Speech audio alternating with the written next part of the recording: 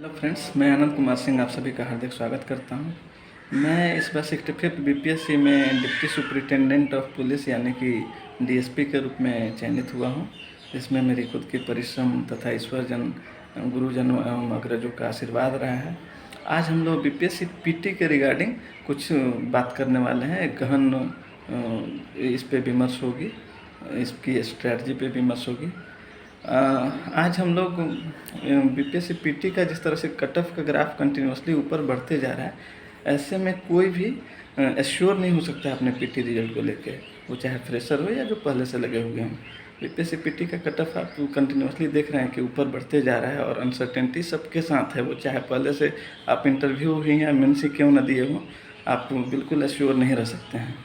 तो हम लोग बीपीएससी पीटी पे कुछ विमर्श करेंगे कि आपने अब तक जो भी पढ़ाइयाँ की हैं वो तो आपके साथ हैं ही, लेकिन आज मैं कुछ विशेष स्ट्रैटेजी, कुछ अप्रोचेज डील करूँगा जो आपके प्रीलिम्स में सफलता को सुनिश्चित करने में आपको मदद करेगी। आपकी इससे कुछ ज़रूर आपसे आपके स्कोर कार्ड में कुछ स्कोर एडिशनल ऐड हो जाएंगे। आज हम लोग बीपीएससी का पीटी का कट ऑफ जैसे बढ़ रहा है, इसमें कहीं ना कहीं हमारे समक्ष जो एक भय और आतंक है, उसमें बीपीएससी जो इसका जो ऑप्शन होता है, पांचवा ऑप्शन, ई ऑप्शन के कारण ये आतंक कहीं और बढ़ गया है। ई ऑप्शन हम में से सबको डरा के रखता है। उसमें जो उसका जो नेचर है, उसके कारण वहाँ पे हम एलिमिनेशन टेक्निक को नहीं लगा पाते हैं और इससे हमारे क्वेश्चंस के आंसर गलत होने के चांसेस बढ़ जाते हैं और हमारी अच्छी प्रिपरेशन रहने के बावजूद कई बार हम इस तरह से बाहर रह जाते हैं, जो कि हम डिजर्व करते हैं बीपीएससी पीटी क्वालिफाई करने के लिए। तो हम इसी पे आज एक गहन विमर्श करेंगे। आपको ये बात जानकर हैरत होगी कि ई ऑप्शन के बारे में आज से पहले ना ही कहीं किसी क्लासरूम में और ना ही यूट्यूब पे कोई चर्चा हुई है। ये पहली बार है, बिल्कुल पहली बार है कि ई ऑप्शन पे आपको क्या अप्रोच रखने हैं, इससे कितना आतंकित होना है या इसको अपने फेवर में बना के आप इसको अपने पक्ष में इससे कुछ एडिशनल स्कोर अपने स्कोर कार्ड में ऐड कर सकते हैं। इस पे हम लोग बात करेंगे। ये ई ऑप्शन का जो डर है, जो आतंक है, उसको मैं ख़त्म करवा दूंगा इस वीडियो के माध्यम से। तो इससे पहले कि हम लोग इस पे बात करें, हम मेरी पीटी की जर्नी, सफलता, परफॉर्मेंस क्या रही है, उसको हम एक बार देखें ताकि आपको लगे कि हाँ, मैं इस पे बात करने के लिए डिजर्व करता हूँ कि नहीं। तो इस पे हम लोग बात करते हैं। बीपीएससी में 63rd से दे रहा हूँ। 63rd पीटी पहली मेरी पीटी थी और उसको मैंने क्वालिफाई किया था। एक ठीक ठाक मार्जिन था मेरे कट ऑफ और मेरे स्कोर कार्ड में। मैं 101 स्कोर मेरे पास थे और उस समय कट ऑफ 96 था। उसके बाद 64th बीपीएससी में डिस्क्वालीफाई किया। 95 मेरे स्कोर कार्ड थे और जनरल की कट ऑफ 97 थी और मैं बाहर रह गया था। 65th में मैं फाइनल अंतिम रूप से चयनित हुआ हूँ। इसके पीटी में मेरे 104 थे और मेरा जो कट ऑफ था वो 97 था। 66 भी मुझे क्वालिफाई करने का अवसर मिला और 113 स्कोर के साथ मैं सफल हुआ था और इसका मैं मेंस भी क्वालिफाई कर चुका हूँ और इंटरव्यू इसका मैं नहीं देने वाला हूँ, चूँकि इससे किसी न किसी को एक नुकसान होगा, चूँकि ऑलरेडी मैं डीएसपी के रूप में सेलेक्टेड हूँ। इसके अलावा मैं हरियाणा पीसीएस भी क्वालिफाई किया हूँ। यूपी पीसीएस का मैंने मेंस दिया हुआ है। बिहार के इन्फोर्समेंट ऑफिसर को भी का जो प्रीलिम्स और मेंस हुआ है, अभी उस दोनों को क्वालिफाई कर चुका हूँ। यूपीएससी में मैं पहला अटैम्प्ट तो बिल्कुल एक्साइटमेंट में ले चुका था, लेकिन दूसरे अटैम्प्ट में मैं थोड़ा सा सीरियस था और मुझे उसमें भी एक क्वेश्चन यानी कि 2 नंबर से मुझे बाहर आना पड़ा था। लेकिन कुल मिलाकर अगर मेरी परफॉर्मेंस को देखा जाए तो मैं जितने भी पीटी अटैम्प्ट किया हूँ अब तक, उसमें से 70 to 80% पीटी को मैंने क्वालिफाई किया है। तो इस आधार पे मैं ये बात कह सकता हूँ, आप भी एश्योर हो सकते हैं कि मुझे पीटी पे थोड़ी समझ है और मैं इस अपने एक्सपीरियंस को आपके साथ शेयर कर सकता हूँ। आप उस पर रियलाई कर सकते हैं। आप उसमें से जो भी आपको लगे आप उसमें से अपने साथ ऐड कर सकते हैं। तो हम लोग आइए देखते हैं कि मेरी परफॉर्मेंस कैसी रही है और इस पे हम लोग एक गहन एनालिसिस शुरू करते हैं अभी। हाँ, तो फ्रेंड्स, जैसा कि हम लोग देख सकते हैं, ये 65th प्रीलिम्स का जो स्कोर कार्ड है, इसमें मेरा नाम आनंद कुमार सिंह आप देख रहे हैं और मुझे जो पीटी में स्कोर प्राप्त हुए हैं वो 104 है और जनरल का कट ऑफ आप देख सकते हैं 97 है। यहाँ एक मेरे कट ऑफ और मेरे स्कोर के बीच में ठीक ठाक मार्जिन आप देख सकते हैं। कुछ और हम लोग देखते हैं मेरी परफॉर्मेंस को। तो यहाँ पे हम लोग देख रहे हैं, ये है 66 बीपीएससी का स्कोर कार्ड। इसमें भी मेरा नाम ऊपर दिख रहा होगा आपको, और यहाँ मेरा स्कोर जो है 113 है और कट ऑफ 108 है। यहाँ भी एक अच्छे मार्जिन के साथ मैं कट ऑफ को क्वालिफाई कर चुका हूँ। इसके अलावा और भी मेरे कुछ बेहतर परफॉर्मेंसेज हैं। ये रहा फ्रेंड्स, ये इन्फोर्समेंट ऑफिसर का ये मेरा एडमिट कार्ड, और इसका ये रहा रिजल्ट जिसमें मैंने क्वालिफाई किया है। आप देख सकते हैं इसके 50 मेरे रोल, और यहाँ रिजल्ट जो मुझे आप देख सकते हैं। इसके अलावा फ्रेंड्स, मैं हरियाणा प्रीलिम्स को भी क्वालिफाई कर चुका हूँ, और उसके अलावा जो यूपी पीसीएस और अदर भी एग्जाम्स में क्वालिफाई कर चुका हूँ। लेकिन इन सबके साथ एक दुखद ये रहा है कि ये मेरा 64th का मेरा स्कोर कार्ड है, जिसमें आप देख सकते हैं कि 95 मेरा स्कोर है और कट ऑफ 97 था। और ये वही एग्जामिनेशन था जहाँ पे मुझे बाहर रहना पड़ा था, और इसके लिए मैं कहीं ना कहीं ई ऑप्शन को ही जिम्मेवार मानता हूँ। आप में से कई लोग आप देख सकते होंगे, आपने रियलाइज़ किया होगा कि ई ऑप्शन के कारण आप ये छोटे मार्जिन से आप बाहर रह जाते हैं, और ई ऑप्शन का आतंक हमारे ऊपर इस ऐसे में और बढ़ जाता है। तो हम लोग उसी आतंक को आज ख़त्म करने वाले हैं, और बिल्कुल आप एश्योर रहिए कि इस वीडियो के बाद आप ई ऑप्शन के आतंक से मुक्त हो जाएंगे, और हम लोग काफ़ी बेहतर परफॉर्मेंस कर पाएंगे अपने जितना नॉलेज है उसी नॉलेज के बेस पे। तो हम लोग अभी कुछ ई ऑप्शन का क्या ट्रेंड रहा है, इसको हम लोग देखते हैं एक एक्सेल शीट के माध्यम से। ई ऑप्शन हम लोग देख सकते हैं कि ई ऑप्शन कैसे पूछा गया है, उसका क्या रहा है, वेटेज क्या रहा है। और एक रोचक फैक्ट मैं बता दूं यहाँ पे फ्रेंड्स कि जो ई ऑप्शन है वो बीपीएससी में पहले नहीं हुआ करता था। 60 से 62वीं जो एग्ज़ाम हुई थी उसके बाद से उसी के साथ से ये ई ऑप्शन अपने क्वेश्चंस में आने लगा था, और वहाँ से हमारी टफनेस और बढ़ जाती है। जैसा कि आप देख सकते हैं, मैंने इस पर एक एनालिसिस किया हुआ है जिसमें मैं कितने क्वेश्चंस पूछे गए हैं ई ऑप्शन वाले, उसको मैंने एक साथ रखा है, उसका वेटेज क्या है। और आप बगल में देख सकते हैं कि इसका एक्चुअल इफेक्ट मैंने एक हाईलाइट किया हुआ है। एक्चुअल क्वेश्चन इफेक्ट क्या है, इसका क्या मतलब हम लोग आगे समझेंगे, लेकिन ऐसा मैंने आपको दिखाया हुआ है। बाकी इधर मैंने कट ऑफ दिखाया है। तो आइए हम लोग देखते हैं कि मैं क्या इस पर हाईलाइट करना चाहता हूँ। 60 से 62वीं का जो पीटी हुआ था उसमें 9 क्वेश्चन पूछे गए थे ई ऑप्शन वाले, तो इस लिहाज से इसका वेटेज बन जाता है 150 क्वेश्चन में 6%। 63rd वाला जो बीपीएससी हुआ था उसमें अचानक से बूम आता है ई ऑप्शन वाले क्वेश्चन में, और 17 क्वेश्चन पूछे जाते हैं। 11.33% इसका वेटेज बन जाता है, और यहाँ से हमारी जर्नी और टफ हो जाती है। इसका आतंक हमारे ऊपर और बढ़ जाता है। 64th में आप देख लीजिए 11 क्वेश्चन हैं। उसी तरह 65th में 9 क्वेश्चन है, लेकिन 65th का जो डिसेबल्ड के लिए दोबारा एग्जाम हुआ था उसमें अचानक से 19 क्वेश्चन पूछे जाते हैं ई ऑप्शन वाले, और ऐसे में कई लोग बाहर हुए थे 65th में जो डिजर्व करते थे उनको। तो यहाँ कहीं ना कहीं ई ऑप्शन हमारे ऊपर हावी होते जा रहा है, आप देख सकते हैं। 66 में 7 क्वेश्चन पूछा गया था, लेकिन इसका जो री एग्जाम हुआ था उसमें 14 क्वेश्चन पूछा गया था। ऑन एन एवरेज अगर हम लोग बात करें तो ये हर साल 10 से 12 क्वेश्चन का वेटेज रख रहा है। परसेंटेज में वहीं देखें तो 10% का लगभग ये मतलब 8 से 10% का वेटेज रख रहा है ये हर साल क्वेश्चंस में। तो हम लोग यहाँ पे एक चीज़ और एनालाइज करते हैं। मैंने एक यहाँ पे एक्चुअल क्वेश्चन इफेक्ट दिखाया है। एक्चुअल क्वेश्चन इफेक्ट से मेरा आशय है कि इसका एक्चुअल वो वैसे कितने क्वेश्चंस रहे हैं जो सच में हमारे ऊपर हावी हैं।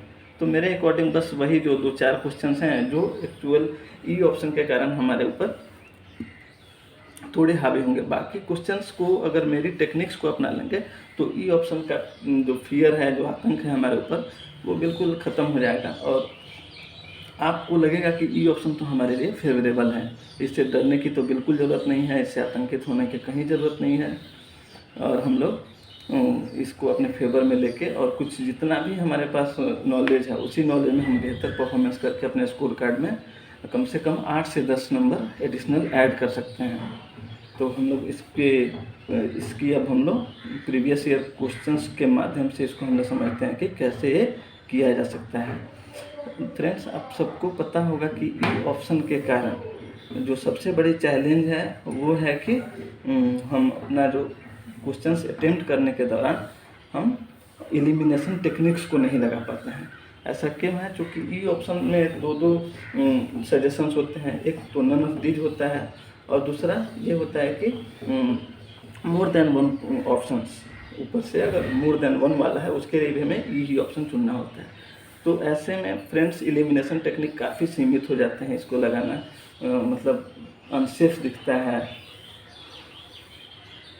हम ऐसा करने से बचना चाहते हैं। और हमारे ऊपर 150 क्वेश्चंस में ई ऑप्शन का डर बना रहता है कि कहीं यार इसका ऑप्शन ई तो नहीं हो जाएगा। और हम लोग पीछे का जो ट्रेंड देखें तो इससे ये भी स्पष्ट होता है कि जो भी क्वेश्चन पे आंसर को लेकर डिबेट होता है तो आयोग भी उसका आंसर ई ही मान लेती है, जिसके कारण और हमारा डर बढ़ जाता है। लेकिन हम कुछ टेक्निक्स लगाएंगे, कुछ मेरे अप्रोचेज को आप लोग अगर सीख जाते हैं तो ई ऑप्शन का आतंक आपके ऊपर से बिल्कुल ख़त्म हो जाएगा और आप बिल्कुल अपने नॉलेज के अकॉर्डिंग अटेम्प्ट करते हुए आप एक बेहतर स्कोर प्राप्त कर आप अपना पीटी में रिजल्ट एश्योर कर सकते हैं। तो आइए हम लोग प्रीवियस ईयर के क्वेश्चन को एनालिसिस करते हैं, कौन सी टेक्निक्स मैं लगाने वाला हूँ, कैसे इसको अप्रोच करता हूँ, वो सारी चीज़ें हम क्वेश्चन के माध्यम से समझेंगे।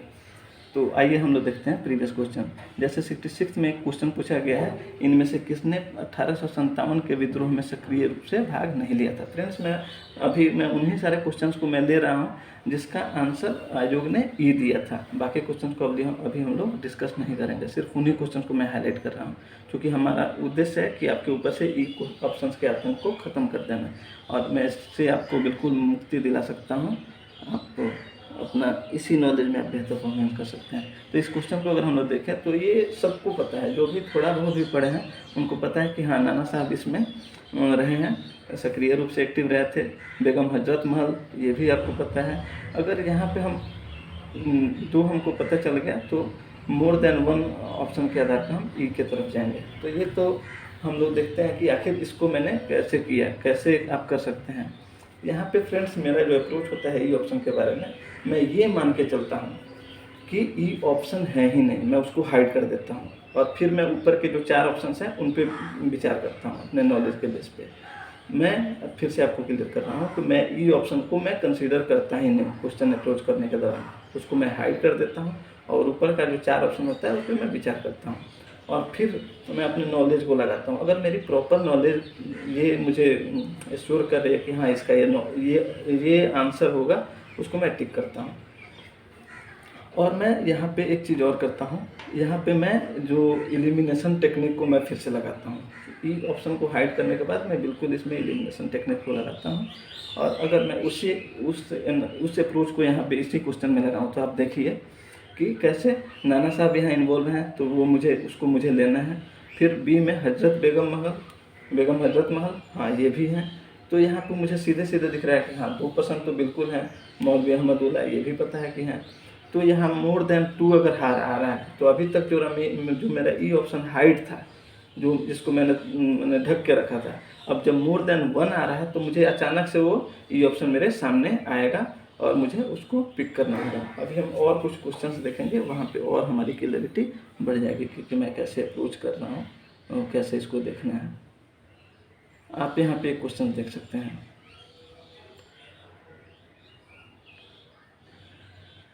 ये क्वेश्चन पूछा गया है, बिहार राज्य के कुल भौगोलिक क्षेत्र की तुलना में समस्त वन्य क्षेत्र का प्रतिशत है। ये डाटा बेस्ड क्वेश्चन है। अब इसका मुझे आंसर नहीं पता, फिर से मेरा वही अप्रोच होगा, ई ऑप्शन को मैं हाइड कर दूंगा और बाकी के ऊपर के 4 ऑप्शन पे मैं विचार करूंगा। लेकिन अगर हम में से थोड़ा सा भी किसी को नॉलेज होगा, थोड़ा सा भी इसने पढ़ाई किया होगा, तो यहाँ पे हम लोग कुछ एलिमिनेशन टेक्निक लगाएंगे। तो यहाँ एलिमिनेशन टेक्निक से आप सीधे सीधे देखिए सी ऑप्शन तो ऐसे ही ख़त्म हो जाता है, क्योंकि बिहार में एक एवरेज जो बिहार सरकार की कई सारे स्कीम चल रही है अभी, जल जीवन हरियाली मिशन, और पहले से भी बिहार में जैसे कि वन्य जीव अभ्यारण्य है, वाल्मीकि टाइगर रिजर्व है, ऐसे क्षेत्र हैं। तो यहाँ पे फॉरेस्ट परसेंटेज एक कम से कम ठीक ठाक है, मतलब 3% से तो ज़्यादा है ही, तो उसको हम हटा देते हैं। 6% वाले ऑप्शन को मैं इसको ड्रॉप कर रहा हूँ, इसको मैं नहीं ले रहा हूँ। और 12% वाला जो है, 12% कुछ मतलब ये बिहार में नहीं है, कम से कम ये जो फॉरेस्ट वाले रीजन है उनको वहाँ पे दिखता है। बिहार सरकार का अगर आपने इकोनॉमिक सर्वे या कुछ भी ऐसा कुछ भी पढ़ा होगा तो आपको डाटा याद होगा 7 के आसपास में। अब 7 के आसपास में क्या है, मान लीजिए कि आपको एक पता नहीं है, लेकिन 7 में एक्चुअल डाटा तो था 7.76, तो आपको प्रॉपर पता नहीं, तो कम से कम आप इसमें से 3 ऑप्शंस को हटा चुके हैं, बी, सी और डी। ये ऑप्शन को लेके आपको कन्फ्यूजन है कि 7.27 है या 7.76 है। तो आप इस कन्फ्यूजन से बाहर कैसे आ सकते हैं? अगर आपको डाटा थोड़ा सा याद है तो आप यहाँ देख सकते हैं कि 7.76 और 7.27 में एक अच्छा खासा गैप है, तो इस आधार पे आप ए को यहाँ ड्रॉप कर सकते हैं। तो ऊपर से सारे ऑप्शन अगर गलत निकल जाते हैं तो मेरा ई ऑप्शन अचानक स्वतः सामने आ जाता है और हम ई ऑप्शन को यहाँ पे पिक कर लेंगे। आगे हम लोग देखते हैं कुछ और क्वेश्चन जहाँ से और हमारी ये क्लियरिटी आएगी कि मेरा क्या पर्पस है, मैं कैसे प्रोसेस करता हूँ। यहाँ पे बिहार में प्रवाहित होने वाली निम्न नदियों में से उत्तर की ओर से कौन सी प्रवाहित होती है? यहाँ पे फिर से मेरा वही ई ऑप्शन को मैं हाइड कर रहा हूँ, उसके आतंक से बिल्कुल मुक्त रहूँगा और मैं पार्टिकुलर हर ऑप्शन पे विचार करूँगा।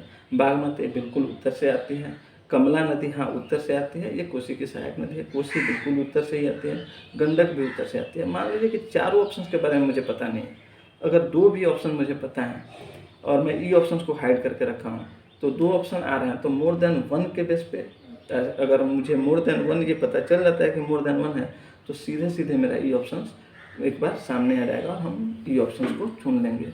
आप फ्रेंड्स देख रहे होंगे कि मैं इसमें क्या करके आ रहा हूँ, मैं हर क्वेश्चन में ई ऑप्शन को हाइड कर रहा हूँ, एलिमिनेशन टेक्निक को लगा रहा हूँ। अगर उसका आंसर ई होना है तो वो स्वतः सामने हमारे आ जाता है। लेकिन अगर हम यहाँ पे देखें, कुछ और क्वेश्चन देखें जहाँ पे हम अगर ई ऑप्शंस को हाइड किए हुए हैं तो देखिए यहाँ पे क्या ई ऑप्शन सामने आ रहा है हर क्वेश्चन में। जैसे कि आप देखिए कि चंपारण के में इंडिगो के किसानों की दशा की ओर गांधी जी का ध्यान किसने आकर्षित किया? राजेंद्र प्रसाद। ये फैक्चुअल क्वेश्चन है, ये सबको पता है कि राजकुमार शुक्ला हैं। तो ऐसे क्वेश्चन जिसमें आपको श्योर पता है कि हाँ उसमें यही पर्सन है तो आप 4 ऑप्शन में विचार करके ही आप सीधे सीधे निकल जाएंगे कि हाँ ये है, बाकी को छोड़ देना है और निकल लेना है वहाँ से। लेकिन जहाँ पे कन्फ्यूजन हो रहा है वहाँ पे देखिए कैसे ई ऑप्शन आपको मदद कर रहा है। जैसे प्राचीन महाजनपद मगध की प्रथम राजधानी कौन सी थी? तो यहाँ पे आप देखिए सब ऑप्शन पे हमें विचार करते हैं, पाटलिपुत्रा, वैशाली, चंपारण। ये फैक्चुअल सवाल है, सबको पता है कि ये राजगृह थी, राजगृह। तो ये चारों ऑप्शन यहाँ पे कैंसिल आउट हो जाएंगे। तो जब चारों ऑप्शन खत्म होंगे तो स्वतः ही ई ऑप्शन हमारे सामने आ जाएगा और हम उसको ई ऑप्शन चुन लेंगे। मेरा सीधा सीधा आप अप्रोच देख रहे होंगे कि मैं ई ऑप्शन से बिल्कुल आतंकित नहीं हूँ, मैं बिल्कुल फ्रेश तरीके से हर क्वेश्चन को मैं देख रहा हूँ और मैं एलिमिनेशन टेक्निक लगा रहा हूँ, जिसको ज़्यादातर लोग मतलब ई ऑप्शंस के कारण उसको टेक्निक को अप्रोच कर अपने साथ लेने से अब रोक चुके हैं खुद को। लेकिन मैं बिल्कुल एलिमिनेशन टेक्निक से ही क्वेश्चंस को अटेम्प्ट कर रहा हूँ। यहाँ पे देखिए एक यहाँ पे फ्रेंड्स मैं आपको एक बेहतर एक टेक्निक सजेस्ट कर रहा हूँ, एक अप्रोच दे रहा हूँ। अगर कोई भी स्कीम हो, कोई भी बड़ी स्कीम हो या कार्यक्रम हो, अगर उसमें उसका पर्पस पूछा जाए तो ज़्यादातर क्वेश्चंस में इसका आंसर मोर देन 1 होता है और मोर देन 1 होता है तो मेरे सामने क्या आ जाएगा? ऑप्शन ई ऑप्शन आ जाएगा। तो वैसे ही इस सवाल में सतत जीविकोपार्जन योजना है और इसका उद्देश्य पूछा जा रहा है, तो आपको प्रॉपर पता है तो आप नॉलेज लगाइए, या फिर नॉलेज प्रॉपर नहीं लग रहा है तो मेरे टेक्निक्स को लेके आप सीधे सीधे इसमें ई ऑप्शन टिक करेंगे तो आप 80 से 90% केसेज में आप सही होंगे। ठीक है फ्रेंड्स, तो हम लोग आगे देखते हैं। यहाँ पे एक और क्वेश्चन हम लोग देखते हैं, यहाँ पे इसी टेक्निक्स को फिर से लगाते हुए सार्वजनिक वित्तीय प्रबंधन प्रणाली शुरू की गई थी, इस प्रणाली के बारे में हमसे पूछा जा रहा है। तो ये भी एक बड़ी चीज़ दिख रही है, एक बड़ा तरीका है वित्तीय प्रबंधन के संदर्भ में। तो इसमें से आप ऑप्शंस को देखेंगे तो ऐसे क्वेश्चन में आपको प्रॉपर नॉलेज शायद ही हो। तो इस तरह के क्वेश्चंस में आपको अगर जब भी प्रॉपर नॉलेज नहीं है तो आप ई ऑप्शंस को चुनेंगे, ज़्यादातर केसेज में आप सही होंगे। आइए हम लोग और देखते हैं, यहाँ पे क्वेश्चन हम लोग देखते हैं। अब 66 का जो री एग्जाम हुआ था उसके क्वेश्चन को हम लोग देखते हैं। किस अभिलेख में कालिंग विजय का वर्णन है?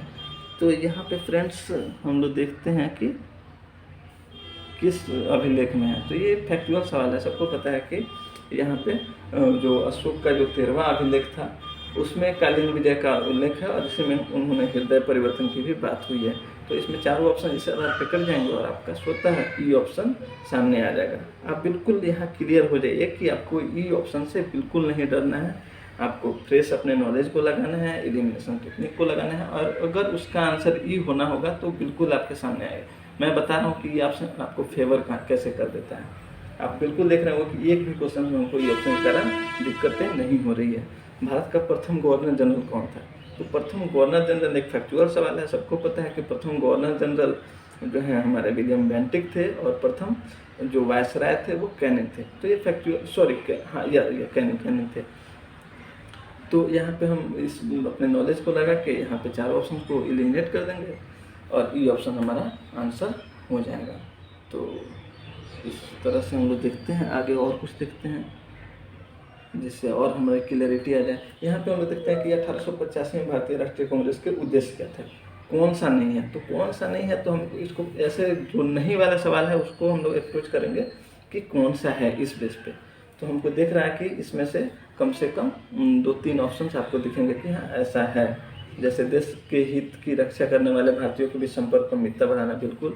देश के बीच की जाति, संप्रदाय और प्रांतीय पक्षपात की भावनाओं को दूर करना है। जैसे कि मुझे 2 ऑप्शन ही दे गया कि हाँ ऐसा है, जबकि हमसे पूछा जा रहा है कौन सा नहीं है। तो ये दोनों ऑप्शन के आधार पर हमको क्या मिल रहा है निष्कर्ष कि हाँ इसको ई ऑप्शन लेना है, चूँकि मोर देन 2 यहाँ पे सजेस्ट हो रहा है।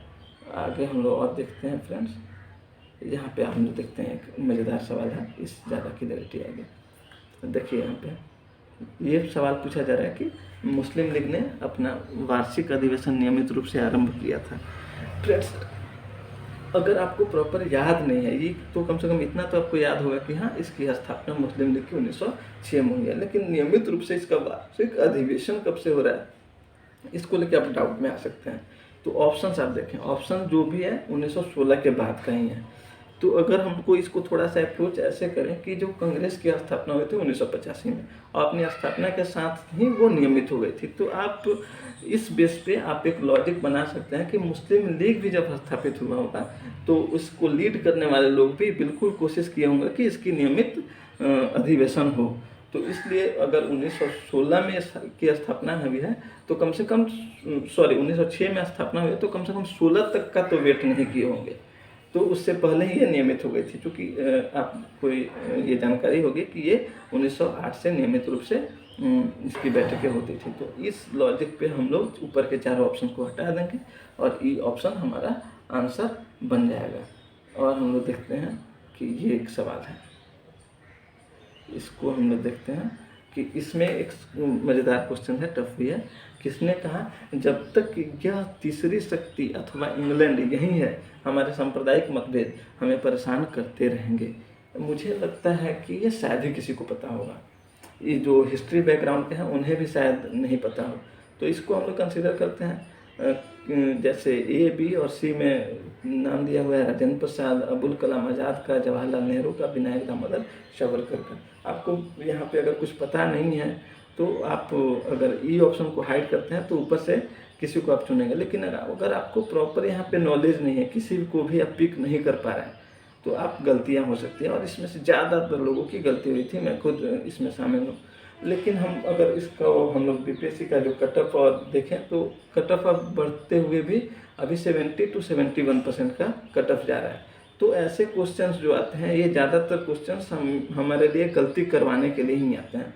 तो फ्रेंड्स, अगर ऐसे क्वेश्चंस कुछ गलत हो जाते हैं तो इससे हमें कहीं भी नुकसान नहीं होता है। ऐसे क्वेश्चंस हम गलत करने के लिए ये हमारी गलती क्षम्य है, और हम ऐसे क्वेश्चंस को गलत कर सकते हैं। बिल्कुल इससे डरने की ज़रूरत नहीं है, ये क्वेश्चंस गलत भी हो सकते हैं। और मैं इसी तरह के क्वेश्चंस को, मैंने जो पीछे दिखाया था कि ये ऑप्शन का एक्चुअल इफेक्ट क्या है, इसी तरह के क्वेश्चन को उसमें मैं ऐड कर रहा था। हाँ, यहाँ पे ई ऑप्शन वाला जो क्वेश्चन है ये बिल्कुल ये थोड़ा सा टफ नेचर का है और यहाँ पे गलतियाँ हो सकती हैं। तो मैं वही तो आपको बता रहा हूँ फ्रेंड्स कि जो 10 से 12 क्वेश्चन ई ऑप्शन वाले का एवरेज है, उसमें से वही 2 से 3 क्वेश्चन का ही ऐसा है जो हमारा जो बिल्कुल वो उतना वेट रख रहा है और वहाँ पे गलतियाँ हो सकती है। तो उतना गलती बिल्कुल क्षम्य है, लेकिन हमें हर क्वेश्चन के लिए डर के रहने की ज़रूरत नहीं है फ्रेंड्स कि ई ऑप्शन है और हमको डरे डरे से अटेम्प्ट करना है। मैं आपको यही इस डर से आपको मुक्त कराना चाह रहा हूँ।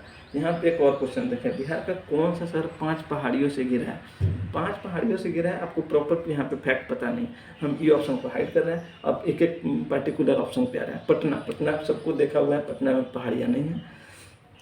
भागलपुर, भागलपुर में पहाड़ियाँ उस तरह से नहीं है, अगर हैं भी तो वो शायद है ही नहीं। गया और बोध गया में कन्फ्यूजन है, यहाँ पे पहाड़ियाँ हैं, हम सबको पता है कि यहाँ पे पहाड़ियाँ हैं, लेकिन पांचों तरफ से घिरी हुई पहाड़ियाँ, ऐसा आप मुझे नहीं लगता है कि इसमें से कोई ऑप्शन मैं चुनता, और मैं ना ही मैंने चुना भी नहीं था। और इस आधार पर मुझे प्रॉपर ये, हालांकि फैक्ट उस समय पता नहीं था कि पांचों तरफ से घिरी हुई जो शहर है वो राजगीर है, उस समय ये मुझे पता नहीं था, लेकिन मैं एलिमिनेशन लगा रहा था। तो एलिमिनेशन में मेरे ऊपर के चारों ऑप्शंस कट गए थे, और तब मेरे सामने ई ऑप्शंस सीधे स्वतः सामने आ गया था। नॉलेज नहीं होने के बावजूद आप देखिए इस क्वेश्चन को कैसे इजीली अटेम्प्ट कर सकते हैं, अपने फेवर में ले सकते हैं। ई ऑप्शन यहाँ पे आपको आपके फेवर में लेके जा रहा है। मुझे प्रॉपर नहीं पता था, मैं आपको बिल्कुल कह रहा हूँ कि इसका आंसर राजगीर होगा, इसका जवाब राजगीर होगा, ये मुझे नहीं पता था, लेकिन मैं एलिमिनेशन टेक्निक से मैं इस क्वेश्चन को सॉल्व किया और वो मेरे फेवर में भी आया। देख रहे हैं फ्रेंड्स कैसे ई ऑप्शन आपको फेवर भी कर रहा है, और डरने की तो बिल्कुल ज़रूरत नहीं। मैं तो बिल्कुल भी नहीं डरता था ई ऑप्शन से, मुझे ज़रा सा भी मुझे कोई इसके फियर नहीं था मेरे अंदर। ये एक अगला सवाल देखते हैं। अनुच्छेद 110 के बारे में पूछा जाए तो धन विधेयक से संबंधित है, इसकी परिभाषा में क्या क्या शामिल है? तो धन विधेयक में हमको सबको पता है कि धन विधेयक में क्या होता है, धन का आना, धन का जाना, उधारी, सब कुछ आता है। तो इसमें से आप देख सकते हैं कि मोर देन वन आपको दिख रहा होगा, तो इस आधार पे स्वतः आपको ई सामने आ जाएगा। देखो आप कितना आसान हो जा रहा है, प्रॉपर नॉलेज नहीं होने के बावजूद आप आंसर कर पा रहे हैं ई ऑप्शन की मदद लेके, जिससे आप पहले डरते थे अब वहीं आपके फेवर में जा रहा है। यहाँ पे हमसे पूछा जा रहा है कि जो किसी दल को अगर राष्ट्रीय दल बनना है तो उसका परफॉर्मेंस क्या होना चाहिए, कितना % वोट उसको पास होना चाहिए। तो ये अगर आपने पढ़ा होगा तो आपको ये पता होगा कि 6% वोट चाहिए। अब आपको मान लीजिए कि प्रॉपर स्टेट आपको पता नहीं है कि कितने स्टेट में चाहिए, ऐसे 4 स्टेट में होना चाहिए, तो आपको 6% वाले पे सीधे आप आ जाते हैं डी। अब आपको देखना है कि कितना स्टेट आपको पता नहीं है, तो आप इसको पढ़ें फिर से।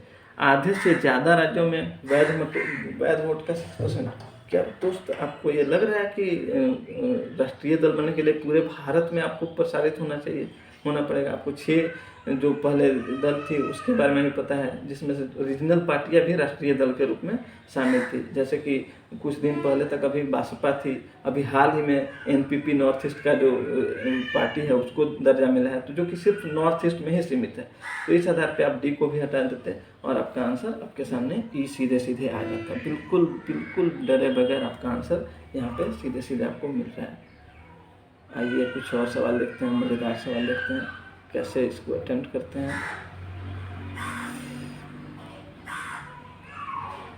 देखिए फ्रेंड्स, ये सवाल एक अच्छा सवाल है। यहाँ पे पूछा जा रहा है कि हमको मिलान करना है, जैसे कि पूछा जा रहा है ग्राम पंचायत का गठन। मान लीजिए इसमें से आपको बहुत कुछ नहीं पता है, 1-2 आर्टिकल भी अगर आपको पता है, जैसे सामान्य आचार संहिता सबको पता है कि आर्टिकल 44 हमेशा ये चर्चा में रहता है, तो अगर हम सिर्फ अगर एक भी नॉलेज है उसके बेस पे भी देखिए हम आंसर तक शायद पहुँच सकते हैं। जो बी के लिए मुझे 2 चुनना है, बी के लिए 1 चुनना है, तो बी के लिए क्या 1 है किसी ऑप्शन में?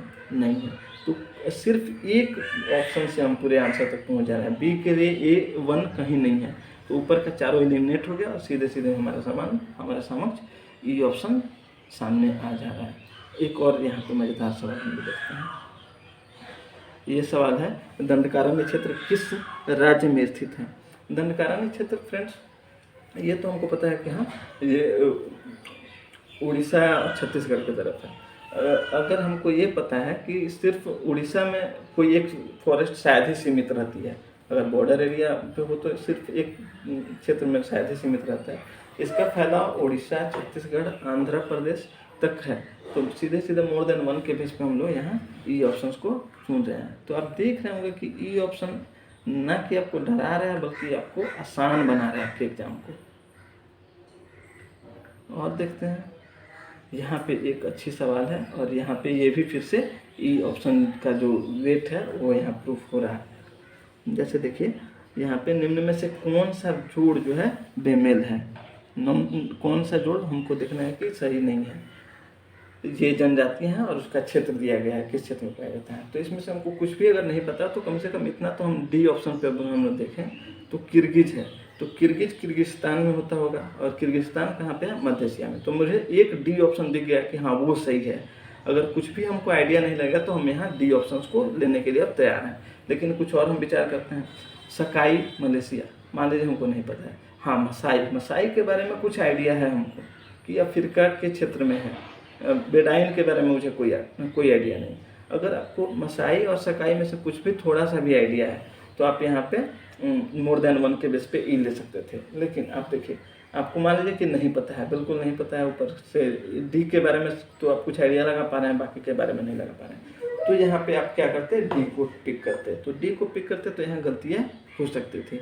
तो अगर इस तरह की गलतियाँ होती हैं तो ये क्षम्य है, क्योंकि मैं यही तो कह रहा हूँ कि आप हर क्वेश्चन के लिए आतंकित नहीं हैं और आप ऐसी कुछ गलतियाँ कर देते हैं। तो 2-3 गलतियाँ तो ये ऑप्शन के बेस पे अगर हो रही है तो बिल्कुल वो चलेगा, बिल्कुल चलेगा। लेकिन यहाँ पे अगर 1-2 गलतियाँ हो रही हैं तो उससे ज़्यादा तो हमको मेरे फेवर में ये ऑप्शन से आ रहा है आंसर। तो अगर टोटल इसका कॉस्ट बेनिफिट देखें तो ये ज़्यादा हमारे लिए फेवरेबल ही है। अगर नॉलेज है तो आप इसको देखिए अटेम्प्ट कर सकते थे। आप थोड़ा सा भी सकाई और मसाई के बारे में आपको जानकारी होता तो आप बिल्कुल ये ऑप्शन यहाँ भी जा सकते थे और आपका आंसर सही हो जाता है। और हम लोग देखते हैं फ्रेंड्स, ये तो आप मान के चलिए कि नॉलेज होना चाहिए।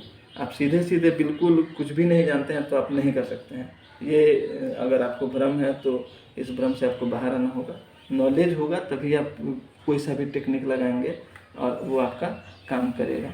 और हम लोग देखते हैं, और यहाँ पे ये क्वेश्चन देखते हैं। हमको चावल उत्पादन का सही आरोही क्रम, मतलब घटते क्रम में हमको लगाना है कि चावल उत्पादन में कौन सा है।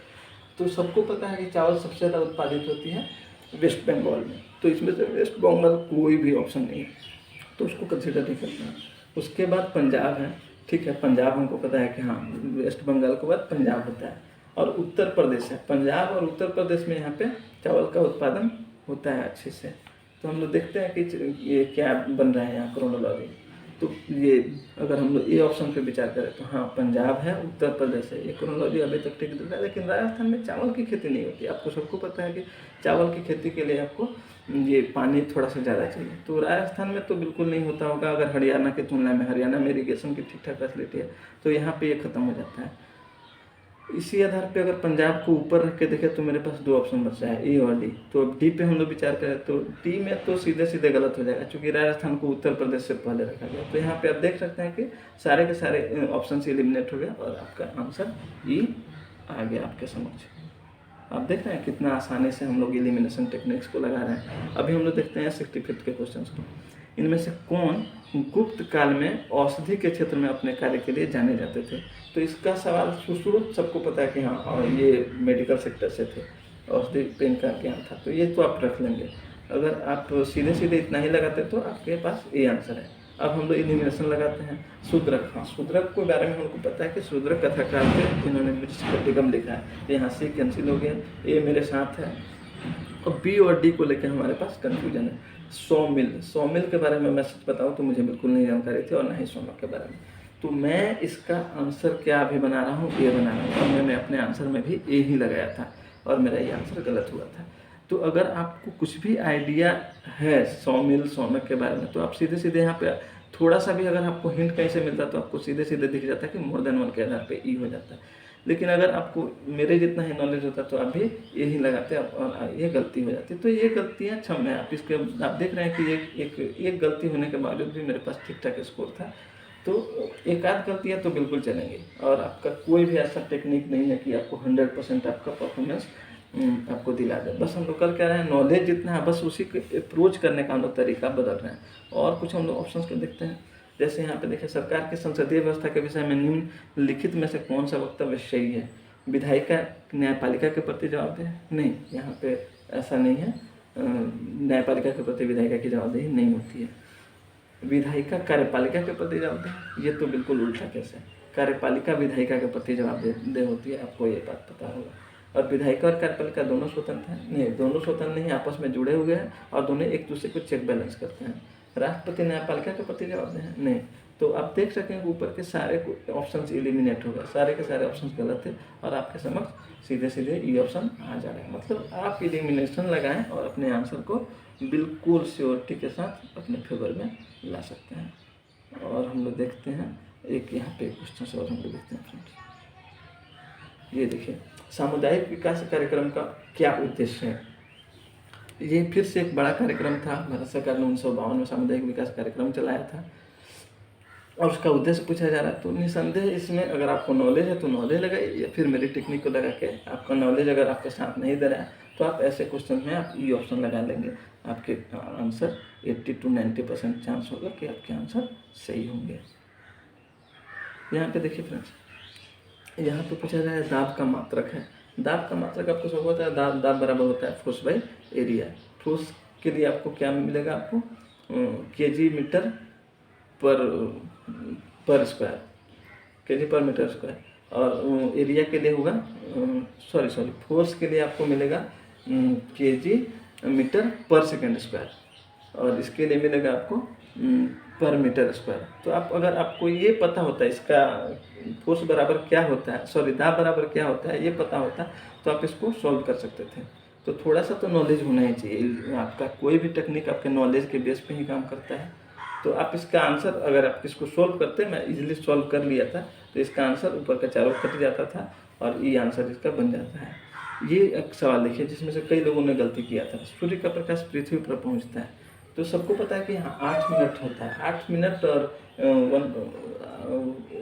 8.16 सेकेंड में, 8 मिनट और 16 सेकेंड में पहुँचता है। तो ये इसमें से कुछ लोगों ने ये सोचा कि 8 मिनट के अप्रॉक्स है तो हम 8 मिनट को ले लेते हैं।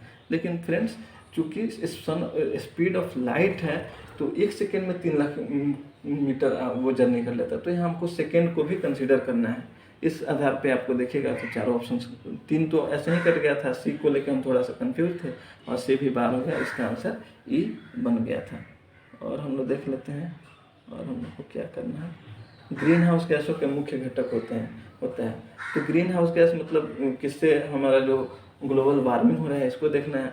तो कार्बन डाइऑक्साइड बिल्कुल, मीथेन सबको पता है कि है, तो एटलीस्ट बाकी सबके बारे में आपको पता नहीं है, तो कम से कम ए और बी ही आपको पता चल गया, तो सीधे सीधे आपको ई ऑप्शन मिल गया। आपको चारों ऑप्शंस के बारे में नहीं जानकारी होने के बाद भी आपको ई ऑप्शन आपका आंसर सही करवा दे रहा है, आप देख रहे होंगे।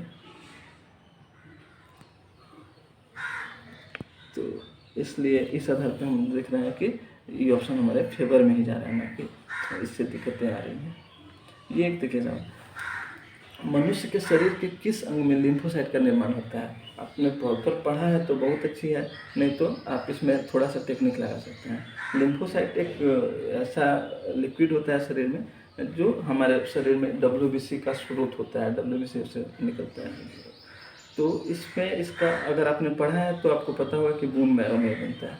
और यहाँ यकृत जो है, लीवर है वहाँ, और जो तिल्ली यानी कि क्या कहते हैं उसको हम लोग, प्लीन या ऐसा कुछ बोलते हैं, उसमें बनता है। तो अगर आपको सबके सारे ऑप्शंस के बारे में पता नहीं है, 1 या 2 ऑप्शंस भी आपको पता है, तो आपको मोर देन 1 के बेस पे यहाँ भी आपको ई ऑप्शन आपके सामने आ जाता है। ये एक सवाल देखिए, इन शासकों में से किसने अपनी सैन्य टुकड़ियों को 200, 205, 50 और 200 और 500 की इकाइयों में विभाजित किया था। यहाँ पे आप, मुझे नहीं पता है इसका आंसर, ये शायद जो हिस्ट्री जिनका ऑप्शन है शायद उनको भी अच्छे से पता नहीं हो या फिर हो, तो मैं फिर से वही टेक्निक लगाता, ये ऑप्शन को हाइड करता, बाकी को चुनता, लेकिन मुझे कुछ भी आइडिया नहीं है। तो अगर 150 में है, नेगेटिव नहीं है, तो सब कोई तो 150 कदर करता है, तो मैं किसी एक को शायद नहीं चुन पाता। इसलिए कुछ कम से कम जो छोटे नाम है उसको तो मैं हटा ही देता। इस्लाम शाह ऐसा मैंने नाम नहीं सुना है, सिकंदर शाह ऐसा नाम नहीं सुना है, बहलोल लोदी और शेर शाह। तो बहलोल लोदी को हम लोग को पता है कि लोदी अंतिम जो अपना सल्तनत काल है उसका अंतिम वंश था, और शेरशाह, तो शेरशाह के बारे में अगर ऐसा रहता तो हमको पता है कि शेरशाह के बारे में सबको नॉलेज होती है, तो शेरशाह के बारे में आप ऐसा जानकारी आपके पास होती, तो इसको भी मैं हटा देता क्योंकि मैंने शेरशाह के बारे में ऐसा कभी पढ़ा नहीं है। तो मेरे पास मैं बच जाता हूँ ए ऑप्शन के लिए। तो लोदी, बहलोल लोदी ऐसा कोई शासक ऐसा दिख नहीं रहा है कि उसने बहुत कुछ स्ट्रेटजी बनाई थी या तो आप मैं इसका ऑप्शन या तो मैं ए लेता या फिर ई लेता यहाँ पे। तो आप यहाँ पे कुछ मैं करीब जा रहा हूँ थोड़ा सा एलिमिनेशन लगा के नॉलेज के बेस पे। तो या तो मैं ए लेता या फिर ई लेता, तो ये सही भी हो सकता था, सही होने की प्रोबेबिलिटी ऐसे ज़्यादा है। अब बिहार किसान सभा से कौन जुड़ा था? तो बिहार किसान सभा से हम लोग देख रहे हैं कि स्वामी सहजानंद बिल्कुल जुड़े हुए हैं, कार्यानंद शर्मा ये भी हैं। तो आप देख लीजिए कि मोर देन वन हो गया, सीधे सीधे ये ऑप्शन आपके सामने आ गया।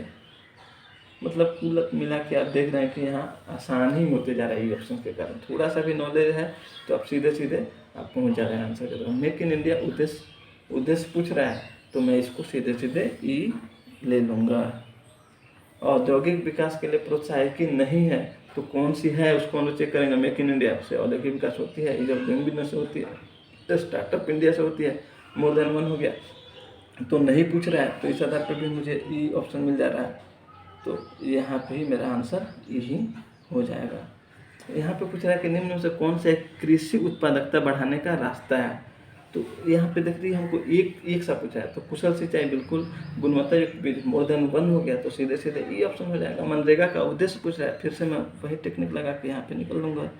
आर्थिक विकास दर क्या थी 2016-17 में? तो सबको पता है कि इधर बिहार आर्थिक विकास दर के मामले में गुजरात के पैरेलल या कई बार गुजरात से भी ऊपर रहा है। मतलब यहाँ 2 डिजिट में विकास दर हो रहा था, तो 2 डिजिट में ऊपर का कोई नहीं था। प्रॉपर आंकड़ा मुझे नहीं पता था इस क्वेश्चन के लिए, बस इतना आइडिया था कि 2 डिजिट में हो रहा था। ऊपर के सारे ऑप्शंस को मैंने एलिमिनेट कर दिया और ये ऑप्शन मेरा आंसर बन गया।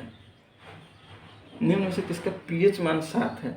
तो पीएच मान 7 किसका है? तो हमको सबको पता है कि जो भी न्यूट्रल होता है वो उसका पीएच मान होता है, तो बी हमको पता चल गया। और प्योर पानी, अगर प्योर पानी है तो उसका भी पीएच मान 7 होता है। लेकिन वहीं अगर वर्षा का पानी है तो वो अम्लीय होता है।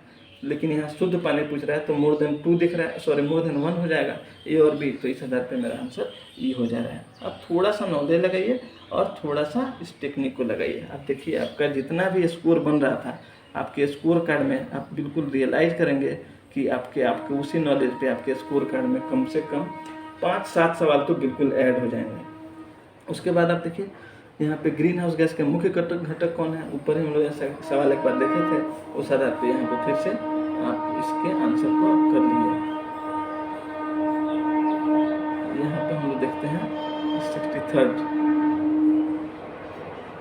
अशोक के धम्म का मूल संदेश क्या है? तो धम्म का मूल संदेश हमें पूछा जा रहा है, तो प्रॉपर हमको नहीं पता है। लेकिन आप देखिए शांति और अहिंसा, बिल्कुल शांति अहिंसा की बात करते हैं। धार्मिक सहनशीलता, हाँ धार्मिक सहनशीलता, चूँकि वो खुद पहले हिंदू थे, बाद में उन्होंने बौद्ध धर्म को अपनाया, तो निसंदेह वो धार्मिक सहनशील थे।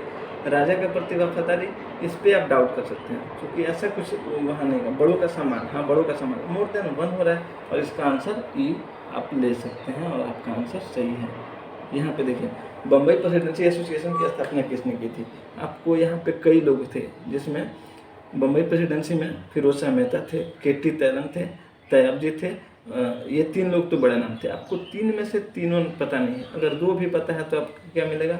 आप मोर देन 1 हो जाएगा और आपका आंसर ई हो जाएगा। तो मतलब नॉलेज कम होने के बावजूद आपको ई ऑप्शन आपको हेल्प कर रहा है आपके आंसर तक पहुँचने में। यहाँ पे देखिए पूछ रहा है कि गांधी जी के नमक सत्याग्रह का एकमात्र उद्देश्य क्या था?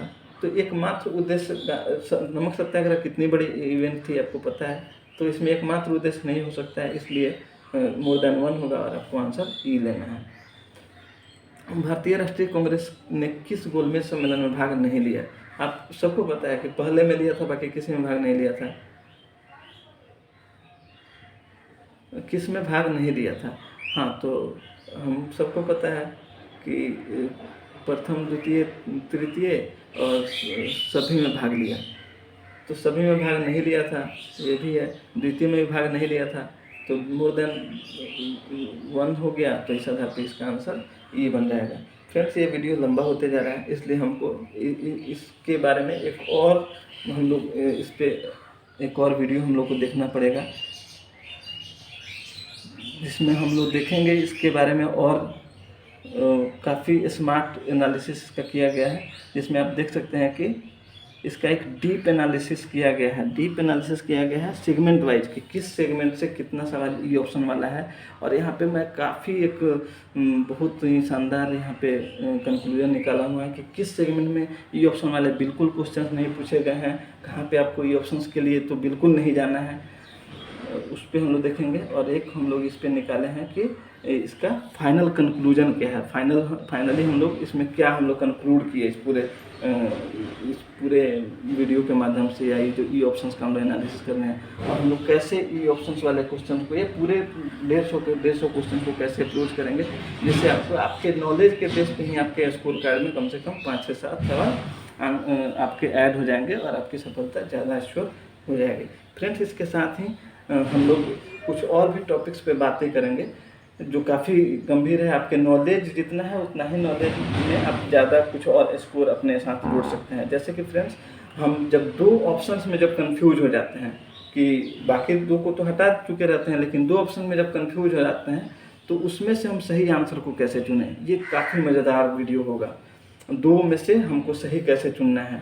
और साथ ही कुछ जो ऐसे सवाल होते हैं जो सीधे सीधे हमको एग्जामिनेशन हॉल में ही मिलते हैं, आप पहले से पढ़ के नहीं जा सकते हैं, एकदम नए टाइप के सवाल होते हैं, जो सिचुएशन बेस्ड सवाल होते हैं, उसको कैसे टैकल करना है, उसका सही आंसर तक पहुंचने की संभावना आपकी बढ़ जाएगी। मतलब हम लोग अभी 2 वीडियो देखेंगे, 2 ऑप्शंस वाले क्वेश्चंस को देखेंगे, फिर हम लोग देखेंगे कि जो नए क्वेश्चंस हैं उसको कैसे टैकल करना है, और फिर इसके साथ हम लोग ये देखेंगे कि जो अभी रिमेन टाइम है इसको कैसे यूटिलाइज करके आप अपने नॉलेज को मैक्सिमाइज कर सकते हैं और अपने स्कोर को भी ज़्यादा से ज़्यादा बढ़ा सकते हैं। फ्रेंड्स, इसी के साथ हम लोग आगे बढ़ेंगे। एक चीज़ और मैं आपको शेयर कर दूं, चूँकि हम लोग यहाँ कंटिन्यू जुड़े रहेंगे आपसे, एक भी जुड़े रहने के लिए मैंने एक यूट्यूब चैनल बनाया है जिसका नाम माई टर्न है। माई टर्न मतलब होता है फ्रेंड्स मेरी बारी। तो ये आपको खुद से बोलना है, आपको अंदर से ये आपको हमेशा ये आपको लगे कि हाँ, आप खुद से बोलें कि ये मेरी बारी है और मैं इस बार डेफिनेटली क्वालिफाई करूँगा। इसलिए इसका नाम फ्रेंड्स माई टर्न रखा गया है। तो इसके रिगार्डिंग हमसे जुड़े रहने के लिए फ्रेंड्स आप इसको सब्सक्राइब कर लेंगे, और ज़्यादा से ज़्यादा फ्रेंड्स में अपने फ्रेंड्स को इसको सर्कुलेट करेंगे, शेयर करेंगे, ताकि इसका लाभ सभी ले सकें। और जो गलतियां हो जाती हैं सिली मिस्टेक्स के कारण, उसको कैसे मिनिमाइज करना है, और अपने इतना ही जितना नॉलेज है उसी नॉलेज को कैसे मैक्सिमाइज करते हुए अपने स्कोर कार्ड में 8 से 10 नंबर आप ऐड कर लेंगे, ताकि आपकी पीटी में सफलता श्योर हो जाएगी। पीटी में सफल होने के बाद ही आगे की जर्नी होती है। फिर हम लोग मेंस पे भी मेंस को स्मार्ट तरीके से कैसे अप्रोच करना है, अपने आंसर में वैल्यू एडिशन कैसे करना है, उस पर मेरी प्रॉपर सीरीज आएगी। आंसर को कैसे उसका इंट्रो बनाना है, कैसे बॉडी बनाते हैं, कैसे कंक्लूड करते हैं, हम लोग आंसर मेंस आंसर पे भी प्रैक्टिस करेंगे। और मैं यहाँ पे अभी जो बीपीएससी का जो अभी सामने इंटरव्यू है, इसके रिगार्डिंग भी मैं अपने इंटरव्यू पे भी मैं अपने एक्सपीरियंस को शेयर करूंगा। आपको मुझे बताते हुए हर्ष हो रही है कि मैंने पहली बार इंटरव्यू दिया था और पूरे बिहार में मुझे 2nd हाईएस्ट नंबर मुझे मिला है इंटरव्यू में। तो इस पर भी मेरे पास एक्सपीरियंस है, पहले इंटरव्यू में ही इतना अच्छा स्कोर कैसे लाया जा सकता है, इसकी क्या स्ट्रेटजी होगी, इस पर भी मैं एक सीरीज लेके आ रहा हूँ इंटरव्यू गाइड के रूप में। तो आप मेरे साथ कंटिन्यू जुड़े रहें। आपकी पीटी, मेंस और इंटरव्यू सबकी तैयारी यहाँ पे स्मार्ट तरीके से कैसे की जा सकती है, कम मेहनत में ज़्यादा स्कोर कैसे लाया जा सकता है, इस पे हम लोग कंटिन्यू बातें करेंगे। इसी के साथ फ्रेंड्स हम लोग अभी यहाँ पे इस वीडियो को रोकते हैं और हम लोग आगे जुड़े रहें। तो आप इसको बिल्कुल सब्सक्राइब करेंगे, शेयर करेंगे। और जय हिंद। हम लोग फिर मिलते हैं नेक्स्ट वीडियो में। इसका जो फाइनल कंक्लूजन है उसमें हम लोग इसको देखेंगे, और उसमें हम क्या कंक्लूड करते हैं, कैसे अप्रोच करना। काफ़ी आसान होने वाला है। इसका आतंक तो बिल्कुल ख़त्म हो जाएगा, ई ऑप्शन का आतंक। और आप बिल्कुल आप देखिएगा कि आपके स्कोर कार्ड में कम से कम 5 से 7 नंबर डेफिनेटली ऐड होने वाला है आपके इसी नॉलेज के बेस पे। Thank you. जय हिंद।